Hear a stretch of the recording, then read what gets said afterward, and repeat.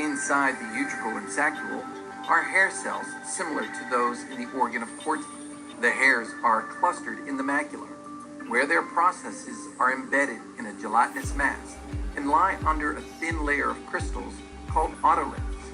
When the head tilts, gravity moves the crystal mass and distorts the stereocilia of the hair cells.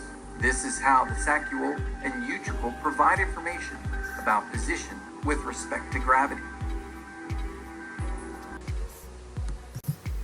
Do you have ears to hear? Jesus did.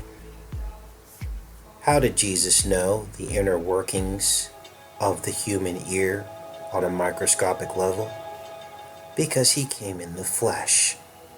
He is the flesh.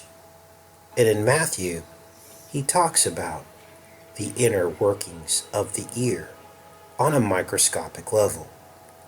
When he said, "He that hath ears to hear, let him hear." But whereunto shall I liken this generation?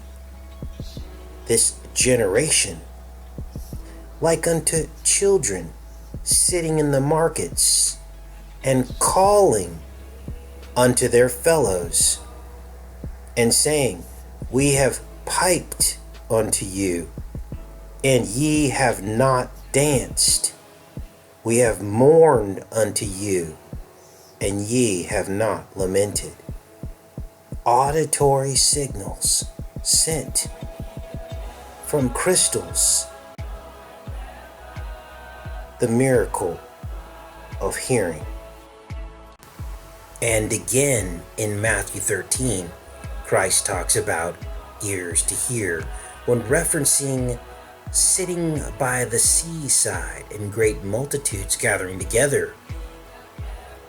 And they stood on the shore.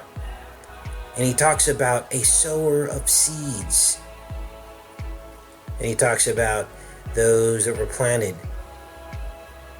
in the deepness of earth were the ones that survived. Fields of wheat.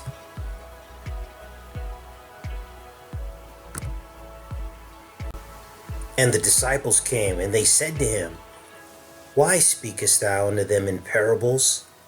And he answered and said to them, "Because it is given unto you to know the mysteries of the kingdom of heaven, but to them it is not given. For whosoever hath, to him shall be given, and he shall have more abundance. But whosoever hath not, from him shall be taken away, even that he hath. Therefore I speak to them in parables, because they seeing see not, and hearing they hear not, neither do they understand."